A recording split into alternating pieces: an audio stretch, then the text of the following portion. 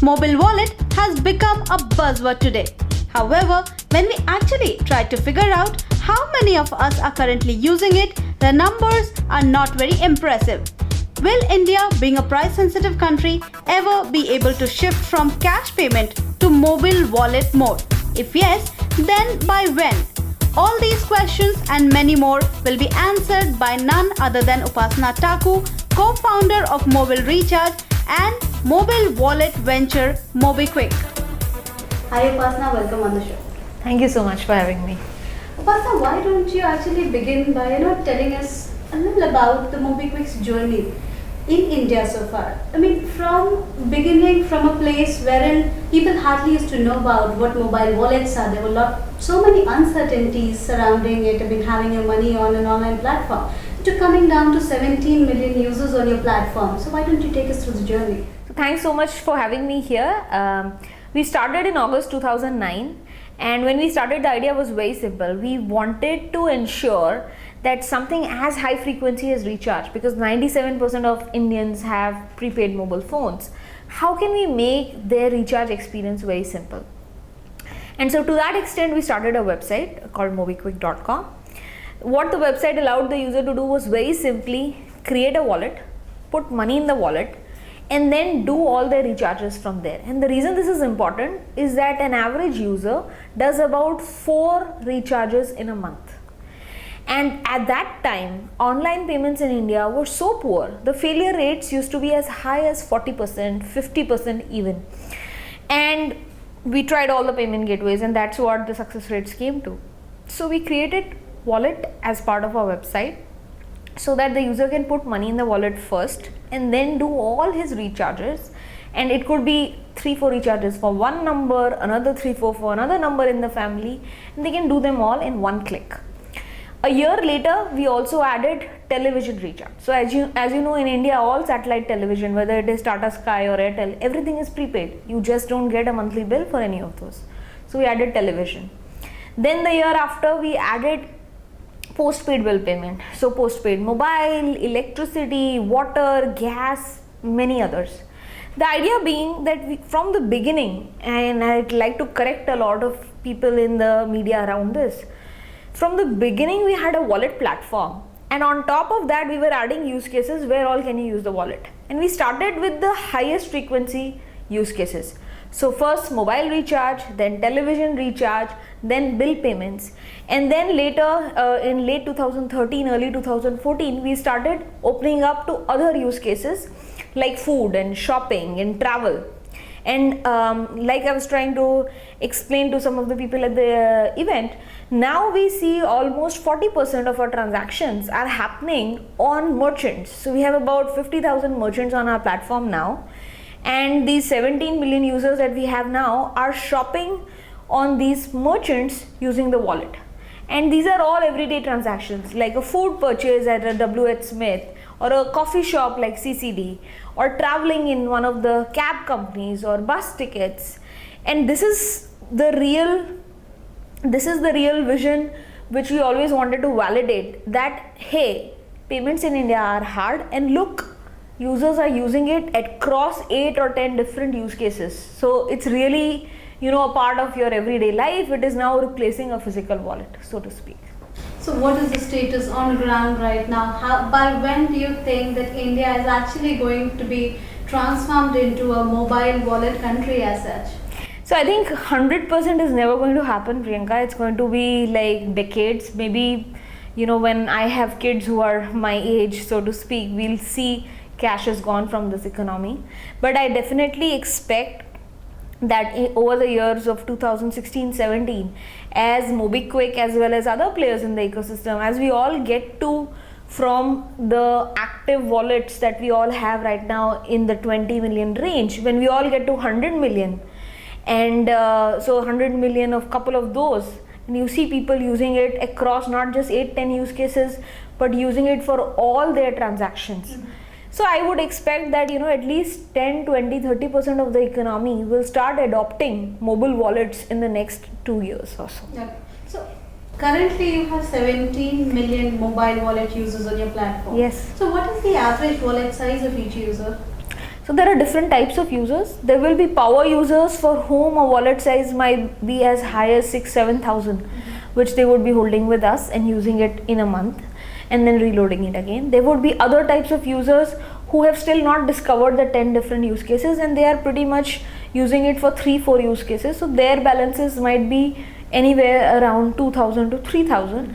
And then there will always also be users who are still using it only for recharge and bill payments, and their balances might be as low as 500 or 700. So it's not justified to say that there's one average. No, it doesn't make sense, right? Like, think about it. If I'm using it only to recharge 2 phones, why will I park 10,000? But if I am a user, and I'll talk about my personal case, how I use it.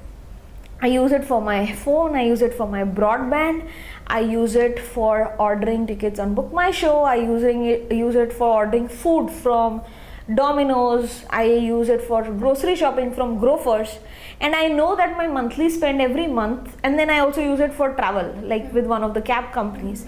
So then I have a reason to load money once, because I know I use so much money every month, and my average balance every month might be 10,000. That's how I think about it. So it's about how many users have discovered which all use cases. Once you find it useful in your daily life, then you will start parking more and more money. And that's where, so you have a user discovery curve. You start from recharge and you start adding more and more use cases, and your balances keep increasing accordingly. Okay. But you're trying to say that people come onto the platform through the recharge mode and then thereafter expand to different services. Definitely. That's been our experience, because, you know, a year ago, 100% of our revenues were recharges for phone and television and bill payments. And a year later, I'm telling you that, you know, 40-45% is coming from shopping and travel and food. So there you have your answer, right? People are migrating to other use cases as well. Okay. We've also discussed that, you know, Mobikwik is spending a lot of money into marketing and actually going out for campaigns and everything. So what exactly will be the activities that you'll be pushing forward to, you know, push further the use of mobile wallet and generate more awareness about this service across the country? So definitely we are spending on marketing and branding, and there's a reason for us. For a very long time, you know, last 5 years, we've been a very product and word of mouth driven company. So we had a good product, we have an amazing Android app, it had the highest ratings, we were always in the top 5 shopping apps, and people found us from the Google Play Store, people told friends about us, and that's how we were growing.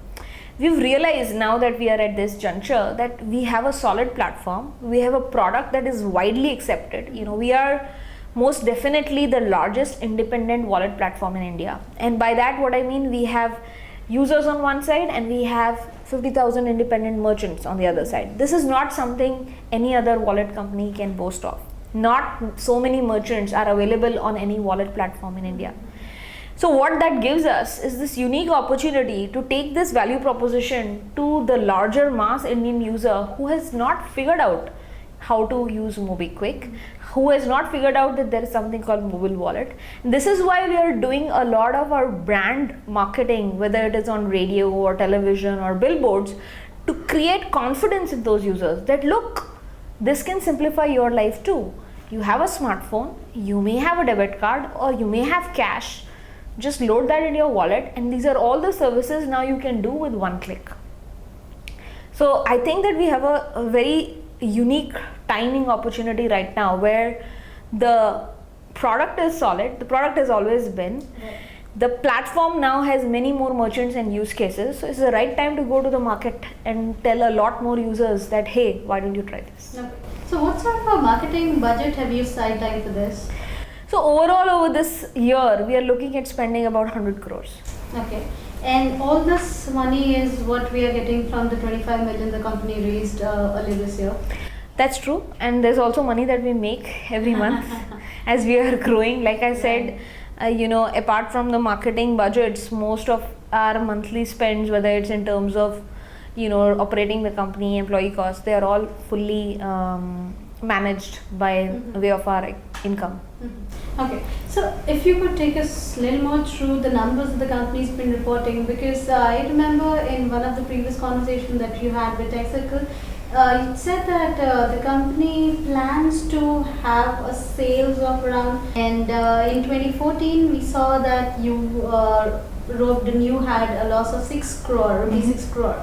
So against, of course, a couple of lakhs profit a year ago, the financial year ago. So is there a specific reason behind this loss? Yeah, definitely. I mean, so I'll tell you a little bit about the company's journey, right? 2009, Bipin, who is our CEO and my co-founder, started it. January 2010, I joined him, and we hired only 2 employees that year. Okay. 2011, we hired 5-6 employees.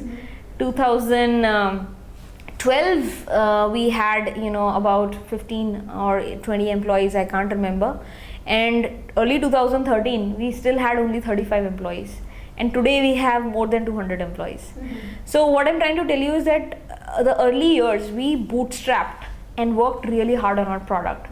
So when we closed, when we finished 4 years, 12, 13, we bootstrapped the company to profitability. So it was like, we had taken no investments. We had a product which was being used, I think at that time by, I don't remember, 2-3 million people. And we were profitable and we were very happy. And then after that is when we started sort of really taking the product to a lot more users. And so what that meant is marketing spend, whether it is digital or brand. And that's how, and that's why, we are looking at losses in the past couple of financials, because you have to spend money in acquiring a lot of users very quickly. So as of now, how many transactions is the company making on a daily basis? About 450 to 500,000. 450 to 500,000. So about 5 lakh transactions every day. 5 lakh. And what is the average ticket size of these transactions? So the ticket sizes, the average would be very difficult. Like I said, the average is, I can give you the average by category. So I can tell you recharge, how much is the average, food, how much is the average, travel, how much is the average. But I don't have a overall average. Sure, so you can have a breakup of the 3 businesses. Yeah, so for example, for recharge, the average ticket size would still be around 150 to 200 max. For television, it would be, 500, 400, 500. For shopping, it would be around 1,000 or so. For food, it will be around 500 or so. For travel, again, it depends. Cabs, it will be lower. It will still be like 400. But your users would not be segregating themselves to one particular service. Correct. So there will be different types of users also. So Correct. Based on that also we'll be having another service. Yeah, and also you will have users who are using all of these. Okay. So, coming up with an average for a user who is doing a recharge, television, food, travel, shopping is like, not that simple. Like I tried to tell you before, right? The average balances are different for different categories of users. Similarly, you can, their spends would also be correlated. Also, if we talk about the business of the company is generating out of the 3 different verticals, if I may say so, what is the percentage of money that you're getting from the 3 different verticals? It's roughly the same. We make about 3% as income on every transaction. And whether it is a recharge or whether it is a shopping or a travel transaction, that number remains to be consistent. Now, I also want to understand when it comes to recharges and then the shopping and then the billing, of all 3 verticals, which is generating the maximum revenue for the company? And how can we sort of have a breakup of these 3? Recharge contributes anywhere from 45 to 50% of our overall volume. And then bill payments contributes about 10% or so.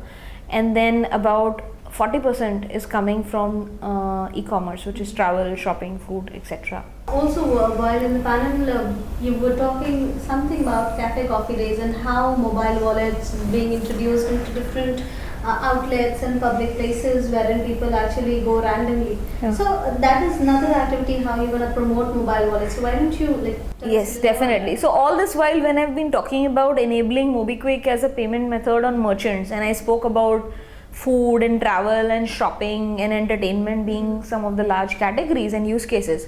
So first we were looking at them online, right? So we tied up, for example, in travel we have Make My Trip, Clear Trip, we have Meru, we have Ola that we work with. Similarly in shopping we have Myntra, Jabong, eBay, all these places where you can pay with Mobikwik. we are taking the same thing now offline also. The idea being that whatever are your frequent use cases, why should we limit them only when you are trying to make online purchases? Even when you are at the same places in physical stores, we should enable you to pay with the wallet. So by that end, if you go to a Big Bazaar today, you will be able to pay with the Mobikwik wallet, which is your regular shopping place. If you go to a cafe coffee day and want to grab some coffee, you will be able to pay with the Mobikwik wallet. If you're taking a Delhi metro and you're buying some quick food or juice at the WHSmith store, you will be able to pay with the Mobikwik. Happening? I mean, it's very easy. I mean, it's so wherever there are POS devices, there are POS machines. Just like they accept cash and they accept card, similarly they accept wallet also, and your unique identification is your mobile number registered with Mobikwik. okay. When did the company actually get into offline services?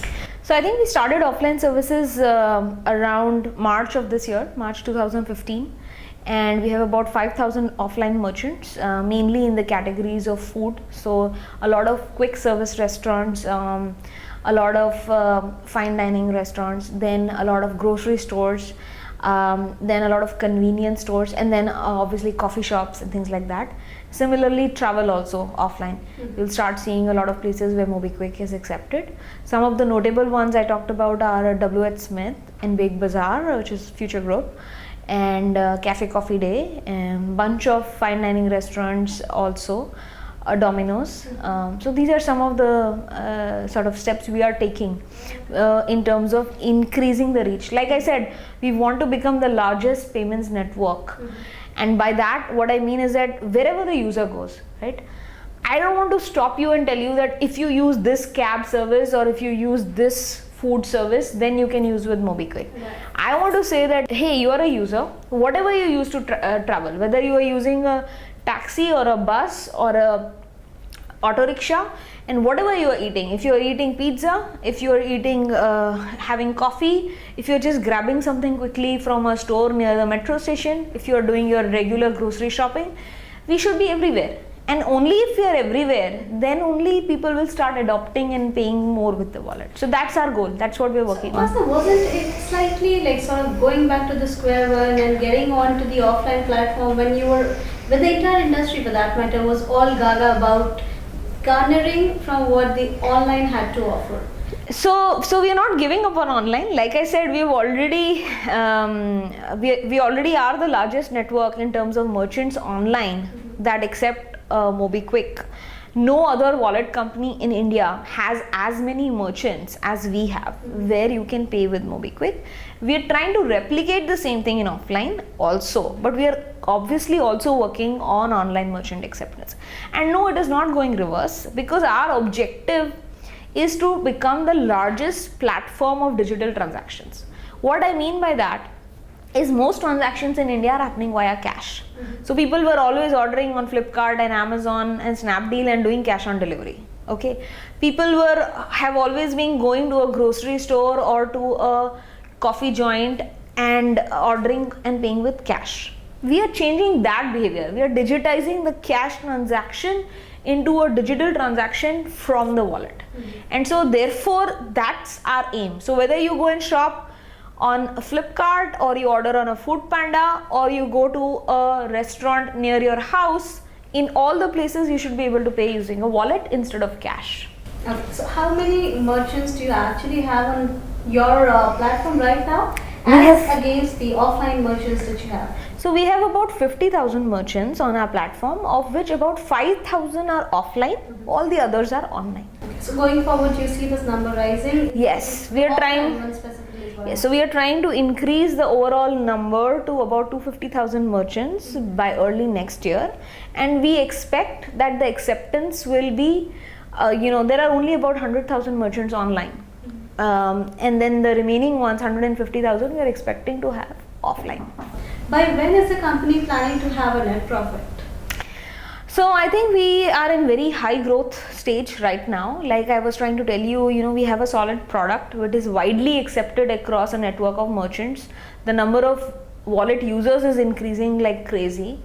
So I think when we meet our goal of 100 million users using the wallet and about 250,000 merchants, which is next year, the year after, so 16-17 financial, we are expecting to start showing profitability. 16-17 is what it Yes. is. And what are your plans for expansion in the foreign markets? We get to hear that the company is looking at having the services in places. So we are not going to any foreign markets right now. There is huge opportunity in many of the Asian countries, but right now our focus is on India, and we want to first sort of own India, so to speak, as a wallet company. That you're looking at African markets as well. No, so we are not looking at African markets. We are looking at some Asian countries, but we are not planning to launch anything anytime soon. How are the users actually loading cash on their wallet? Sure. So like I explained, in India, of the about 250 million mobile internet enabled users, only about 30-35 million are using debit cards or bank accounts, which means everybody else is on cash. And so we have made converting this cash and internet enabled users into digitally paying users. We have made that our motto and mission. Okay. So in order to solve that, we are doing two things.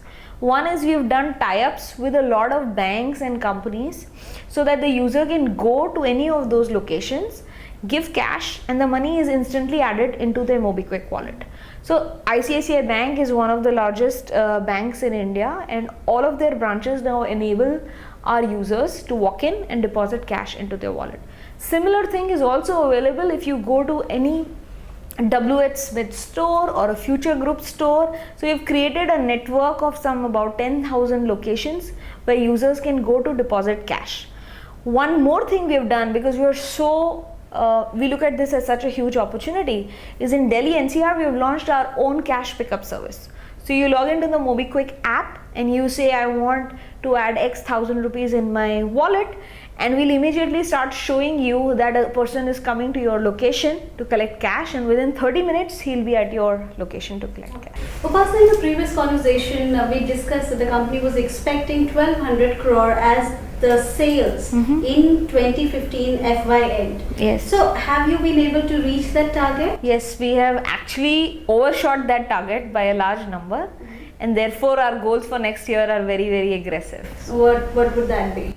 I don't have the final numbers with me right now, but we will be publishing those numbers very soon. And what are your targets for the current year? For the current year, we are looking at a target anywhere between 600 to 700 million USD. All right, sure. Thank you so much. Thank you.